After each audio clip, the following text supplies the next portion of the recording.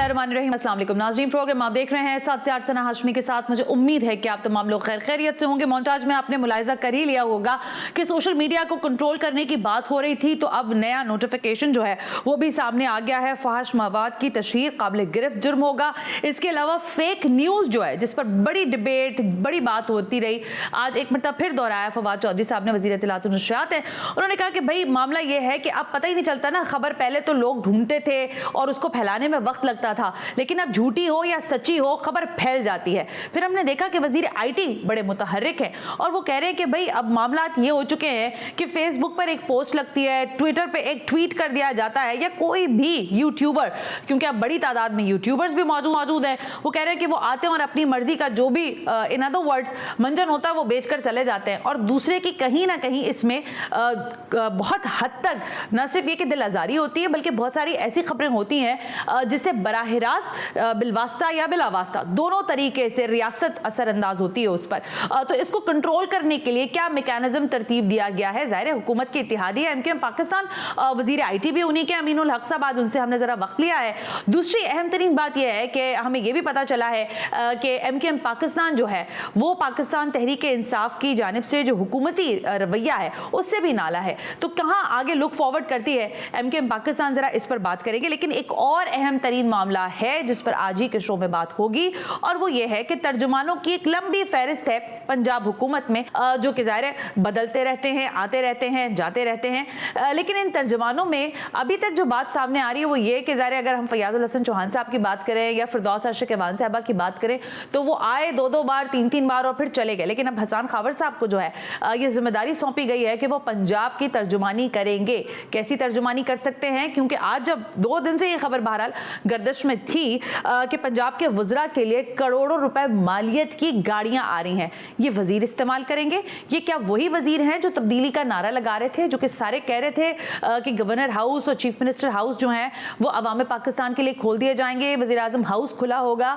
तो फिर ये इतनी बड़ी गाड़ियों की रेल पेल करने की क्या जरूरत पेश आ रही है? दूसरी जानिब आटे के जो प्राइसेस हैं वो पंजाब में बहुत ज़्यादा इस वक्त डिबेट हो रहे हैं। एक मेरे पास ज़ाहिर तस्वीर है, अक्स है, मैं चाहती हूँ कि वो आप चलाएं। पंजाब में गुजरांवाला में आटे का एक प्राइस है, मुल्तान में एक प्राइस है, आपके सामने फैसलाबाद में एक प्राइस है। सफ़ेद आटे का 20 किलो का थैला, फिर चक्की का आटा और चक्की के आटे के 20 किलो के थैले की ये अभी तक के प्राइसेस हैं, जो कि हर ऐसा लगता है कि हर शहर में जाके कहीं 1600 से 1500 से फिर 1700 तक भी हैं। लेकिन कुछ लोगों ने ये भी हम तक बात पहुंचाई है कि 1800 रुपए पर भी आटा फरोख्त हो रहा है और पंजाब हुकूमत इसको कंट्रोल करने में नाकाम है। तो आज हमने पंजाब तर्जुमान जो हैं हसन खावर साहब, गो के नए नवेले हैं, लेकिन उनसे हम जरा बात करेंगे कि पंजाब हुकूमत की तर्जुमानी तो उनके जिम्मे आ गई है, उनको डिफेंड करना अब कितना मुश्किल होगा पंजाब हुकूमत को, क्योंकि कारकर्दगी पर बहरहाल मुस्लिम लीग नवाज जैसी ताकतवर ऑपोजिशन पंजाब के अंदर मौजूद है जो कोई भी चीज चूकने नहीं देती। लेकिन जरा सबसे पहले बात कर लेते हैं सोशल मीडिया की, जो कि जुबान ज़दे आम है इस वक्त। बात वजीर आईटी मेरे साथ मौजूद है, इंपॉर्टेंट शख्सियत हैं, और वफाकी वजीर बराए इंफॉर्मेशन टेक्नोलॉजी अमीनुल हक साहब। अमीनुल हक साहब अस्सलाम वालेकुम, सबसे पहले बहुत बहुत शुक्रिया वक्त देने के लिए। थैंक यू वेरी मच सना। अमीन साहब, ज़ाहिर बहुत सारे सवालात हैं और मुझे पता है कि आपने इन सारे सवालातों के कहीं ना कहीं जवाबात पूरी तरह तैयार होंगे, लेकिन सर ये क्या वाकई बहुत बड़ा मसला हो गया हुकूमत के लिए कि फेक न्यूज़ के ऊपर कंट्रोल होना चाहिए, सोशल मीडिया कंट्रोल होना चाहिए, और कंट्रोल कैसे होना चाहिए? क्या इसके रूल्स एंड रेगुलेशंस आप लोग तय कर रहे हैं? सना, ऐसा नहीं है, बल्कि हमारी क्या ख्वाहिश है, मिनिस्ट्री ऑफ आईटी की ख्वाहिश है कि पाकिस्तान को जो आइन है 1973 का आइन है उसके मुताबिक हम सबको चलना चाहिए। और उसके लिए ज़रूरी है कि जो आर्टिकल 19 क्या कहता है, आर्टिकल 19 कहता है कि every citizen have the right to freedom of speech and expression. बिल्कुल सबको मिलना चाहिए, सबको बात करनी चाहिए। लेकिन सबसे इंपॉर्टेंट बात क्या, हमारी क्या ख्वाहिश है, हमारी जो मिनिस्ट्री ऑफ आईटी की ख्वाहिश है कि हमारा मकसद पाकिस्तानी अवाम को एक साफ सुथरा सेहतमंद मीडियम फराहम करना है जो नफरत अंगेजी, शरपसंदी और जिसे कहते हैं फसादात फैलाने वाले अनासर से पाक हो। इसी चीज़ को मद्देनजर रखते हुए मेरा ख्याल है कि हमने रूल्स एंड प्रोसीजर को किया और इसके लिए फिर हमने एक अवामी तरीक़ेकार अपनाया। अच्छा। इसका जब जिसे कहते हैं इनिशियल ड्राफ्ट तैयार हुआ तो मिनिस्ट्री ऑफ आईटी ने इसको कुछ छुपा के काम नहीं किया, बल्कि मिनिस्ट्री ऑफ आईटी के वेबसाइट पे डाला तमाम स्टेक होल्डर से हमने कहा कि आप इस पर हमें मशवरा दें, हमें अपना ओपिनियन दें। अल्हम्दुलिल्लाह लोकल, नेशनल, इंटरनेशनल लेवल पे भी तमाम लोग, जिसमें यूएस चैम्बर ऑफ कॉमर्स भी है, मास्टर कार्ड भी है, यूरोपियन यूनियन भी है, और पाकिस्तान के मुख्तलिफ जो टेलीकॉम कंपनियां हैं या ह्यूमन राइट्स ऑर्गेनाइजेशन, उन तमाम लोगों ने अपने अपने पॉइंट ऑफ व्यू दिए। उन तमाम चीज़ों को हमने जमा किया, आपस में डिस्कशन की। मिनिस्टर फॉर ह्यूमन राइट्स थी और उसके साथ साथ minister for law and justice, उनके साथ बैठ के चीज़ों को फाइनलाइज की गई। अब उन चीज़ों में हमने क्या रखा, हमने 3-4 बड़ी इंपॉर्टेंट चीज़ें रखी है। नंबर 1 कि किसी सूरत में हेट स्पीच बर्दाश्त नहीं की जाएगी। नंबर 2 रियासत मुखालिफ मवाद नहीं होना चाहिए। पोर्नोग्राफी या वल्गैरिटी उसको बर्दाश्त नहीं की जाएगी। और हम क्या चाहते हैं, हम चाहते ये हैं कि वो पाकिस्तान के वो तमाम लोग जो जिसे कहते हैं कि अपनी चीज़ें जो साफ़ सुथरे चीज़ें जो है अपलोड करते हैं यूट्यूब के ऊपर या मुख्तलिफ सोशल मीडिया ऐप्स के ऊपर, उनकी भी सेफ्टी करना। और उन लोगों को जो जिसे कहते हैं महाना के तौर पर कुछ है, जैसे हज़ारों रुपए कमाते हैं या सैकड़ों डॉलर कमाते हैं, उनकी भी राइट को सेफ और सिक्योर करने के लिए इसीलिए कुछ रूल्स एंड प्रोसीजर बनाया गया है। और उसके साथ साथ हमने क्या हमने कहा है कि वो तमाम जिसे कहते हैं कि सोशल मीडिया कंपनी है जिनके पास 5 लाख से ज़्यादा व्यूअर मौजूद हैं, उनसे हमने रिक्वेस्ट क्या की कि आप पीटीए से रजिस्टर हो जाएं और रजिस्टर होने के बाद एक मिजाज अफसर का तयन कर दे पाकिस्तान में, और मुमकिन हो सके तो अपना ऑफिस भी पाकिस्तान में कायम करें। सना, आपको पता है कि अगर यूट्यूब हो गया, टिकटॉक हो गया या इंस्टाग्राम हो गया, ये तमाम लोग tons of money, millions and million रुपए कमाते हैं पाकिस्तान से। लेकिन क्या पाकिस्तान में छोटा सा ऑफिस नहीं कायम कर सकते? बिल्कुल कायम होना चाहिए। मेरे बच्चों को भी नौकरी मिलना चाहिए, बिल्कुल ऑफिस कायम करें। इससे एडवांटेज भी क्या होगा? इससे एडवांटेज ये होगा कि पीटीए, मिनिस्ट्री ऑफ आईटी का आपस में और इन ऑर्गेनाइजेशन के साथ एक अच्छा कोऑर्डिनेशन बनेगा। और अगर कहीं खामियां नजर आएंगी तो इनको फौरी तौर पर रब्ता किया जा सकता है, उसको ब्लॉक किया जा सकता है और चीज़ों को बेहतर तरीके से आगे बढ़ाया जा सकता है। तो यस, मैं समझता हूँ कि जो फेक, जहाँ तक आपने बात की कि फेक न्यूज़ के हवाले से, तो मैं समझता हूँ कि इसमें तो मेरी तौर पर या आप हो या कोई भी मिनिस्ट्री हो या कोई भी आम शख्स हो, अगर कोई फेक न्यूज़ सोशल मीडिया पे चलाता है या डिजिटल पे चलाता है तो उससे बास-परस होनी चाहिए। आपने बहुत अच्छी बात की, कोई शख्स भी आता है अपना मंजन बेच के चला जाता है। अगर वो मंजन बेचता है तो there should be some credibility. अगर उसके पास क्रेडिबिलिटी है और अगर उसको प्रूफ करता है तो दैट्स वेल एंड नाइस, मेरा ख्याल हर आदमी तस्लीम करेगा। और अगर झूठ होती है, फेक होती है, तो एक ना उसकी अकाउंटेबिलिटी होनी चाहिए। अमीन भाई, एक सवाल है। देखिए, मैं बिल्कुल ठीक है, इस बात के बिल्कुल हक में हूं, और आज उसका एक हमने मंजरनामा ये भी देखा कि देखें डिफेमेशन केस के अंदर रेहाम खान साहिबा जो है उनको माफी भी मांगनी पड़ गई है शायद जुल्फी बुखारी साहब से, और वो सारा केस भी वहां पर चल रहा था। मैं बिल्कुल इस हक में हूं कि लोगों की जातियात पर हमले करना और इस तरह की चीजें नहीं होनी चाहिए, जो कि जाहिर है सोशल मीडिया पर हो रही होती हैं कम या ज्यादा। लेकिन सर, अब एक मैं मिसाल के तौर पर आपके सामने ये मिसाल रखना चाहती हूँ। हमारे मोहसिन पाकिस्तान जो हैं डॉक्टर अब्दुल कदीर खान साहब, उनकी ज़ाहिर रहलत हुई और उससे पहले ये खबर सामने आ गई थी कि उनकी शदीद तबीयत खराब है। कुछ लोगों ने जल्दबाजी में कह लें या उनके सोर्सेज ने उनको जिस तरह कंफर्म किया होगा, वो खबर उन्होंने अपने फेसबुक पेज पर लगा दी। उसके बाद ज़ाहिर लोगों ने उनको कहा कि नहीं जी ये खबर हटा दें। बहुत सारे लोगों को, मैं भी ऐसा जानती हूँ कि उनके साथ ऐसा हुआ। तो क्या अगर गलती से किसी ने अपने जराए से फेसबुक पर या ट्विटर पर ऐसी पोस्ट लगा दी तो फिर आप क्या करेंगे? उसको पकड़ लेंगे, उसके ऊपर जुर्माना लगाएंगे, उसका अकाउंट बंद करवाएंगे, क्या करेंगे आप? देखिए, इसके ऊपर भी 3 डिफरेंट फेस रखा है। जरा पहले फेस में उससे लाजमी तौर पे सवाल जवाब किया जाएगा कि अगर कोई गलत खबर लगाई जाती है, कोई फेक न्यूज़ लगाई जाती है तो उस पर सवाल जवाब किया जाएगा। उसके बाद उसको 30 दिन की मोहलत दी जाएगी, और अगर 30 दिन मोहलत के बाद भी उसके जवाब चीज़ें नहीं होती हैं तो हम उस कंटेंट को हटाने की बात करेंगे, नंबर 1। उसके बाद अगर दूसरा मौका फिर दिया जाएगा और अगर वो मुसलसल इस चीज़ को फॉलो करेगा तो उसके अकाउंट्स को ब्लॉक किया जाएगा। और उसके साथ साथ हमने क्या रखा है कि मैक्सिमम प्लेंटी भी रखिए कि 50 करोड़ रुपए तक की प्लेंटी हो सकती है। ये मैक्सिमम प्लेंटी है। तो मैं ख्याल है कि फेज़ 1, फेज़ 2, फेज़ 3 मौजूद है। और मैं समझता हूं कि अगर इस तरीके के जो जैसा आपने इशारा किया और इस तरीके दर्जनों, मेरा ख्याल है कि मैं भी देखता हूँ और मेरा ख्याल है सना आप भी सोशल मीडिया पे एक्टिव हैं, आप भी इस तरह की खबरें देखती रहती हैं। तो इन चीज़ों को, जो फेक खबरें होती है और जो जिससे क्या कहते हैं हेट स्पीच होती है, मुख्तलिफ कम्युनिटी के खिलाफ बात की जाती है, मजहबी भी नफरत फैलाई जाती है, इन तमाम चीजों को रोकने का कोई ना किसी तरीके का अमीन साहब, मैं आपकी कतकलामी बिल्कुल नहीं करना चाहती, मैं बिल्कुल नहीं करना चाहती, लेकिन मैं चाहती हूँ कि कुछ चीजें वाजे हो ना, क्योंकि आवाम ये आपको इस वक्त सुन रही है और आप एक इंपॉर्टेंट मिनिस्ट्री होल्ड कर रहे हैं जहां आपने इतना बड़ा इनिशिएटिव भी ले लिया है। सर अभी आपने देखा कि एक हैशटैग ट्रेंड कर रहा था, इंटरव्यू ले लिया, इंटरव्यू कौन लेगा, इंटरव्यू कैसे लिया जाएगा। आपको ये भी पता है कि ये किस बाबत चल रहा था, रियासती इदारों की ज़ाहिर DGISI की तकर्रुरी का मामला हो रहा था, फिर प्राइम मिनिस्टर का एक बयान, फिर वजीर दिफा का एक बयान, फिर वजीर दाखिला का एक बयान, फिर वजीर इत्तलात और नशरियात का एक बयान। तो अवाम पाकिस्तान जो है, जो थोड़ी बहुत अक्ल और शऊर रखती है, जिनके हाथ में शायद गैजेट्स हैं, जो सोशल मीडिया एक्टिव होते हैं, वो अपने हिसाब से कुछ ना कुछ चीज़ें लिख देते हैं या फिर उस पर तबसरा कर लेते हैं। तो क्या ये तबसरा, इस तरह की तनकीद, फिर ये तो कुछ भी नहीं हो सकेगा। इसका मकसद है ये तो सब सल्ब हो गई सारी। आप आर्टिकल 19 की जो बात कर रहे थे अमीन साहब।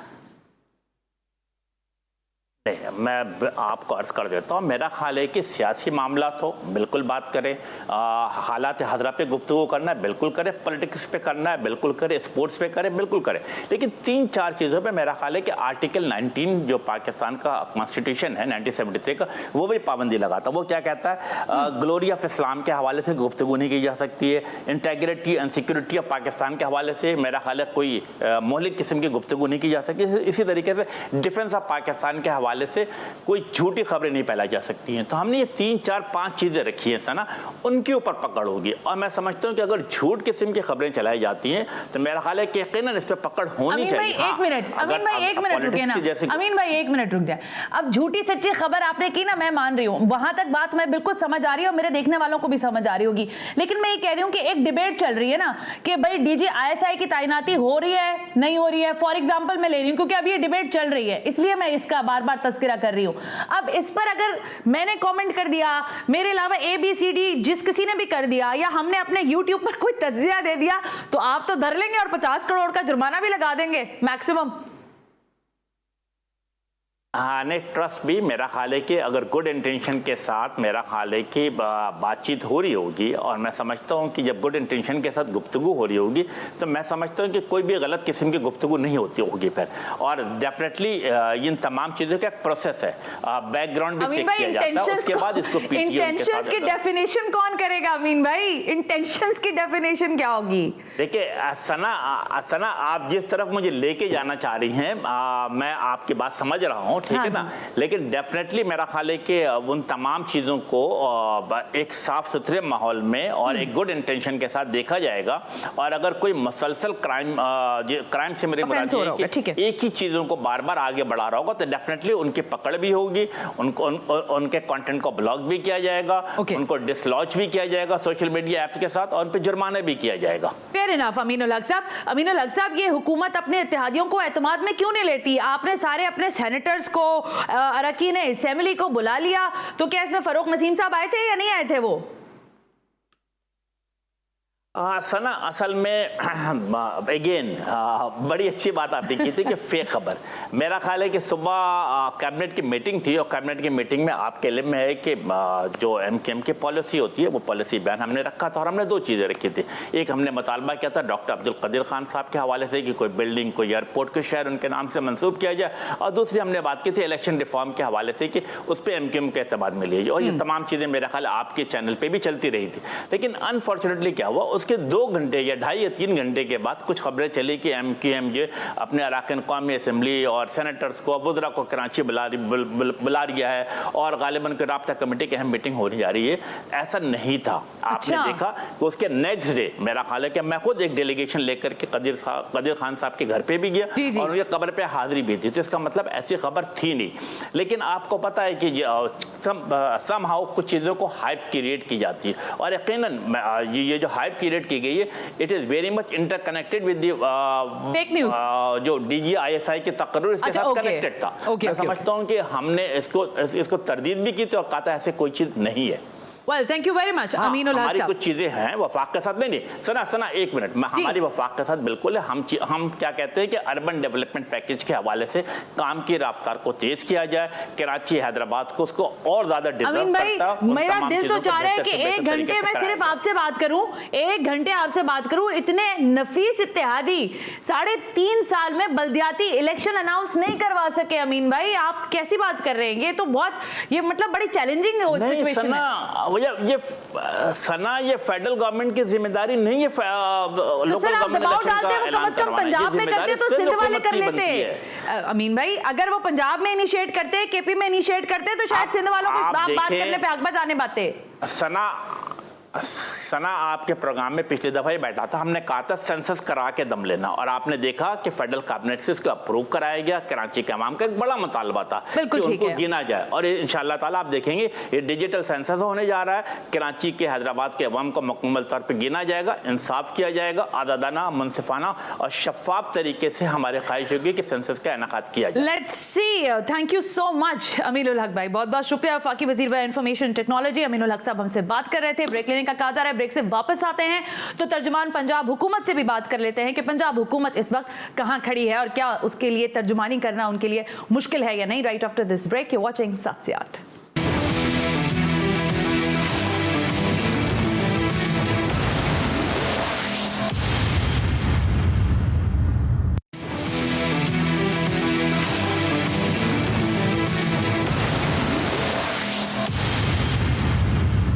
वेलकम बैक नाज़रीन, हम ब्रेक पर थे और ब्रेक पे जाते हुए मैंने आपसे कहा कि तर्जुमान पंजाब हुकूमत हसन खावर साहब से आज हमने वक्त लिया है, क्योंकि पंजाब हुकूमत की कारकर्दगी पर ज़ाहिर है बात करना इंपॉर्टेंट है, लेकिन शायद उससे भी ज़्यादा इंपॉर्टेंट वो खबर है जो पिछले 2 दिन से हम देख रहे हैं कि बहुत ज़्यादा जिस पर सोशल मीडिया पर यकीनन बात हो रही है, और वो है पंजाब के वज़रा के लिए करोड़ रुपए मालियत की जो गाड़ियाँ आ रही हैं। बताया गया कि 37 वज़रा हैं तो शायद 36 को मिलेगी। तो क्या सूरत हाल है? लेकिन सबसे पहले इंपॉर्टेंटली मैं वेलकम करना चाहूँगी हसन खावर साहब को। अस्सलाम वालेकुम हसन साहब, बहुत बहुत शुक्रिया, क्योंकि पिछले जो पंजाब हुकूमत के तर्जुमान रहे हैं, चाहे उसमें फिरदौस आशिक ईवान साहिबा हो या फयाजुल हसन चौहान साहब, वो शायद आवाम को इतनी आसानी से मैसर नहीं थे, आप कम से कम मैसर हैं। बहुत शुक्रिया आपका।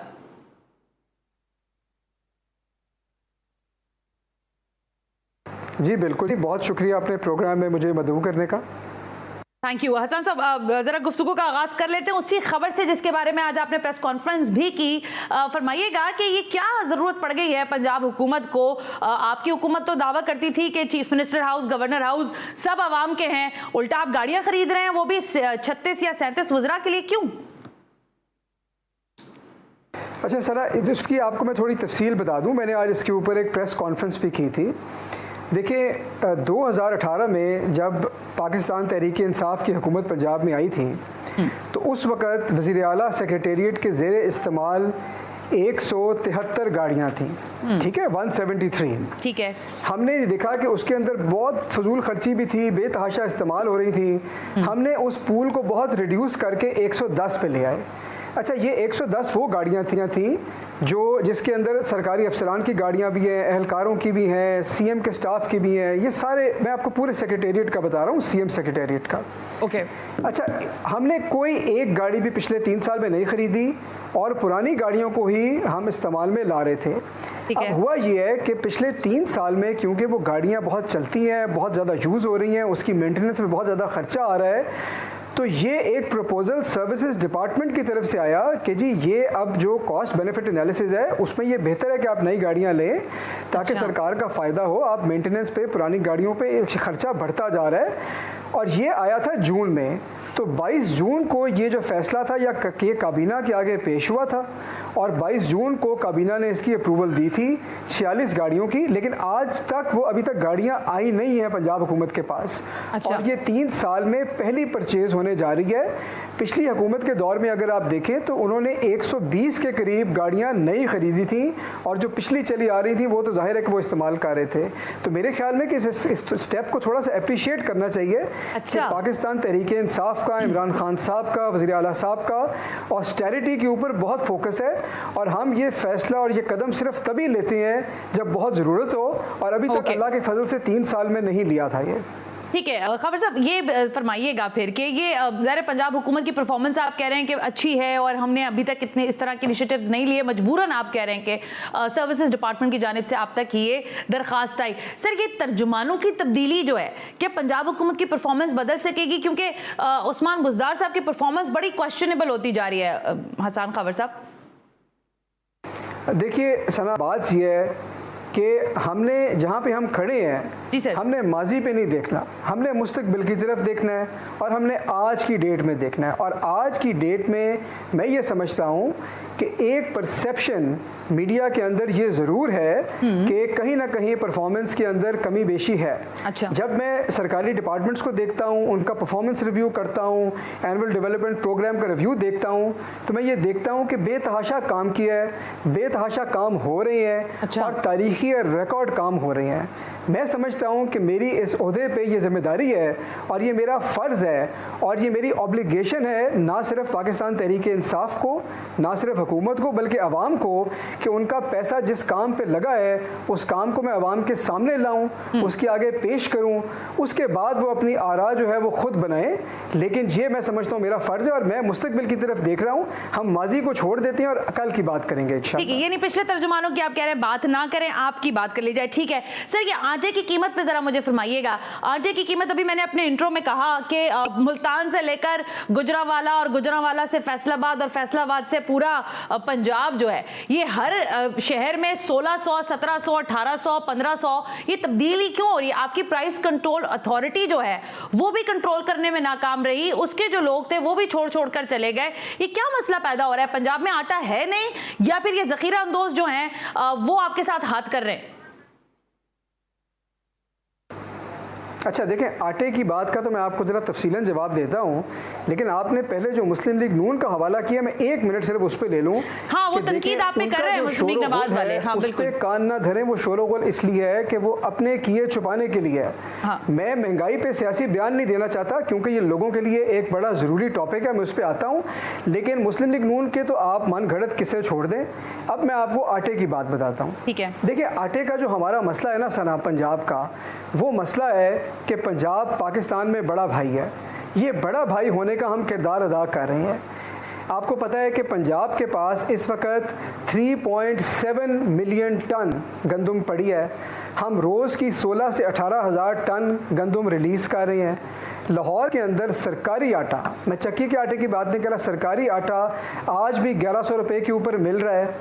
अच्छा, अब बात आती है कि मसला क्या है। मसला ये है कि जो बॉर्डर पार सिंध है उन्होंने ना तो अभी तक गंदम रिलीज़ करनी शुरू की, अभी भी वो किसी 15 अक्टूबर का इंतज़ार कर रहे हैं। उनको बड़ी दरख्वास्त किया कि भाई अपनी गंदम रिलीज़ करो। वहाँ पर ना कोई इन्फोर्समेंट है। वहाँ पे वही 1100 रुपये का जो थैला है वो 14, 15, 16, 1700 जितना मर्जी जिसका दिल कर रहा है वो चार्ज कर रहा है। तो जाहिर है कि इसमें एक मार्केट रियलिटी आती है। जो लोग होते हैं वो प्रॉफिट कमाना चाहते हैं, उनकी कोशिश होती है कि अपने जो सौदा है वो उस तरफ बेचें और उसका असर आता है। एक दूसरी बात यह है कि कुछ शहरों के अंदर जो प्राइवेट लोगों ने आटा दिया है, जो चक्की का आटा है, जिसको स्पेशलाइज्ड आटा है, जिसमें को ब्रांड की एक परसेंटेज है या कम है या ज़्यादा है, उसकी कीमत में वेरिएशन है। लेकिन पंजाब की हद तक हम हर मुमकिन इन्फोर्समेंट कर रहे हैं। पंजाब में 1250 प्राइस मजिस्ट्रेट हैं जो हमारी कीमतें चेक करते हैं जाकर। हमारे एसीज और डीसीज उनको मॉनिटर कर रहे हैं। चीफ सेक्रेटरी हर हफ्ते उनको मॉनिटर करते हैं। चीफ सेक्रेटरीज को वज़ीर ख़जाना शौकत तरीन साहब हर हफ्ते मॉनिटर करते हैं नेशनल प्राइस मॉनिटरिंग कमेटी में। उसमें हम किसी किस्म की कोताही बर्दाश्त नहीं करेंगे, ना कर सकते हैं। लेकिन मैं आपको फिर ये कहूँगा कि ये बड़े भाई होने का जो एक हमारी कुर्बानी है वो हमें देनी पड़ती है और ये बातें सुननी पड़ती हैं। मेरी आपके प्रोग्राम के तवस्सुत से सिंध की हुकूमत को दरख्वास्त है कि खुदारा कुछ इन्फोर्समेंट करें, खुदारा कुछ गंदम रिलीज़ करना शुरू करें, गंदम पे सियासत ना करें, महंगाई पे सियासत ना करें, क्योंकि इससे गरीब लोगों का चूल्हा और उनका जो घर है वो वाबस्ता है। ठीक है हसन खबर साहब, ज़ाहिर आप आटे की कीमत पर बात कर रहे हैं, दुरुस्त है, लेकिन सर आटा ही मसला नहीं है ना। मतलब पंजाब में जो चीज़ हम देखते हैं वो लगता है ख़राब हो रही है। और आपने मुस्लिम लीग नून का कह रहे थे, तो मुस्लिम लीग नवाज वाले ये भी कह रहे हैं कि आप हमारे दौर में लॉ इन्फोर्समेंट देखें हम कैसे पंजाब को लेके चल रहे थे। अभी हाल फिलहाल में सादकाबाद का इतना बड़ा अंदोनाक वाक़या हुआ, फिर मोटरवे का हादसा एक मरतबा दोबारा हो गया। हसन खबर साहब, IG तब्दील हो रहे हैं, सेक्रेटरीज तब्दील हो रहे हैं, तर्जुमान तब्दील हो रहे हैं, लेकिन ग्राउंड रियलिटीज नहीं तब्दील हो रही सर। अच्छा देखें, इसमें दो तीन बातें हैं। आपने जिन दो क्राइम्स की बात की, अफसोसनाक वाक़यात हैं। हुकूमत पंजाब तमाम वसाइल बरूए कार ला रही है इन केसेस को हल करने के लिए। ये जो मोटरवे पे हादसा पेश आया है, जो जुर्म पेश आया है, इसका जो मरकज़ी मुल्ज़िम है वो 24 घंटे से पहले पुलिस ने गिरफ़्तार कर लिया था, तहकीकात का आगाज़ हो गया था। रहीम जार खान वाले केस को भी वज़ीर आला ख़ुद मॉनिटर कर रही हैं, उनकी सख्त हदायत है। अब मैं आपको बताता हूँ कि आपने कहा कि कारकर्दगी सवालिया निशान बनी हुई है। देखिए, क्राइम को और क्राइम की रिपोर्टिंग में फ़र्क है। ठीक है, इस हुकूमत से पहले FIR दर्ज करती ही नहीं थी पुलिस, लोगों को धक्के खाने पड़ते थे। जब अब आपके पास, हुकूमत के पास दो ऑप्शंस होती हैं, या तो वो इस पर सियासत कर लें, वो FIR ना दर्ज करें, नहीं करेंगे तो आपके क्राइम के स्टेटिस्टिक्स नीचे चले जाएंगे। इधर कोई क्राइम परसेप्शन सर्वे तो होता नहीं। ये आप कहते हैं जी नंबर ऑफ रजिस्टर्ड केसेस कितने हैं। जब आप FIR का दर्ज इंदराज आसान बनाते हैं तो जाहिर है कि जो नंबर ऑफ रिपोर्टेड क्राइम्स है वो बढ़ता है।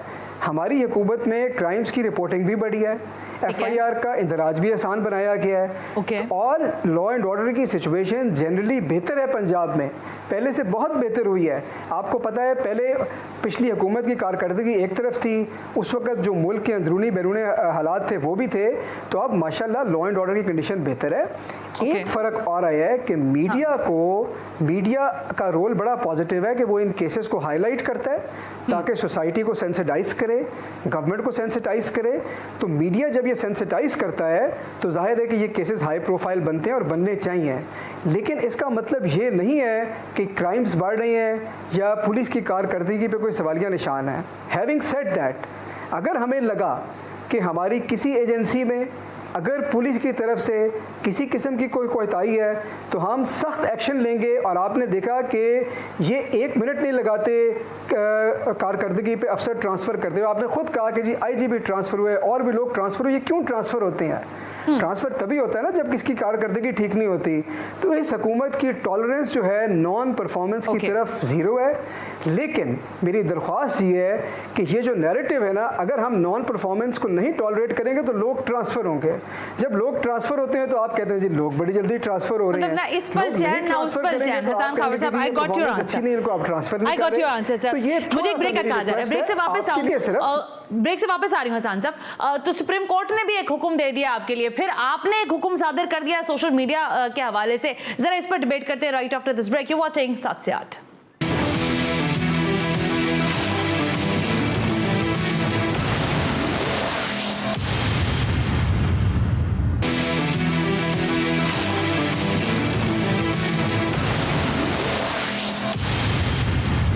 वेलकम बैक नाज़रीन, हम ब्रेक पर थे और ब्रेक पे जाते हुए हमारे साथ मौजूद हैं तर्जुमान पंजाब हुकूमत हसन खावर साहब। हसन खावर साहब, बड़ा इंपॉर्टेंट फैसला सुप्रीम कोर्ट ने कहा है कि पंजाब हुकूमत ने जो तमाम बल्दियाती इदारे थे उनको तहलील कर दिया था, आपको मालूम है, और उनको फाल करने का हुक्म दिया है। 20 अक्टूबर तक की मोहलत है, क्या करेंगे आप? देखिए, पहले तो मैं आपको ये बताऊं कि अदालत उज़्मा का जो हुक्म है वो हमारे सर आँखों पे है। ठीक है। और हुकूमत पंजाब बिल्कुल कानून के दायरे में होते रहते जो मुमकिन कोशिश होगी अहकामात की तामील के लिए वो करेगी। अब आते हैं बल्दियाती इदारों के ऊपर। देखिए, पंजाब में नया बल्दियाती कानून आया था जिसके तहत नए इलेक्शन होने थे। वो फिर केस हुआ, अदालत का फ़ैसला आया। हुआ उसमें सना ये कि जब बाय द टाइम ये डिसीजन आया तो जो नई जुरिस्डिक्शंस थी, जो नया सिस्टम था वो इम्प्लीमेंट हो चुका हुआ था। पहले नंबर ऑफ लोकल गवर्नमेंट्स और था, बाद में और था। ये ट्रांजिशन बहुत कॉम्प्लिकेटेड है, उनकी ड्यूरेशन भी लिमिटेड थी। इस मसले को काबीना में लाया गया और पिछले ही हफ्ते इस पे मीटिंग हुई और एक कमेटी इसका जायज़ा ले रही थी कि जल्द से जल्द इस फैसले को किस तरह इम्प्लीमेंट कर सकते हैं। अब ये अदालत का फैसला आ गया है, अब इसको भी काबीना में लाकर हम बिल्कुल गौर करेंगे और जो भी हर मुमकिन कोशिश हुई वो करेंगे इंशाल्लाह। ओके, लेकिन ज़रा एक और फैसला आपकी हुकूमत कर रही है, सोशल मीडिया पर हाथ बांधने की बात हो रही है। फेक न्यूज़ की डिटर्मिनेशन कैसे करेंगे? अभी मेरे साथ वजीर IT मौजूद थे, लेकिन ये इंतहाई इक़दाम पर जाएंगे, किस तरह से इसकी फिल्ट्रेशन होगी खावर साहब? नहीं, देखें जो कवानीन होते हैं ना, कवानीन का काम है कि विद इन लेजिटिमेट बाउंड्रीज जो है ना शहरियों के राइट्स को प्रोटेक्ट करे, और ये इसमें लोगों की प्रोटेक्शन है, इसमें किसी किस्म की कोई ड्रैकोनियन मेजर नहीं होगी। आपने फैसला देखा बरतानवी अदालत का, आपने देखा कैसे रेहाम खान ने माफ़ी मांगी जुल्फी बुखारी से।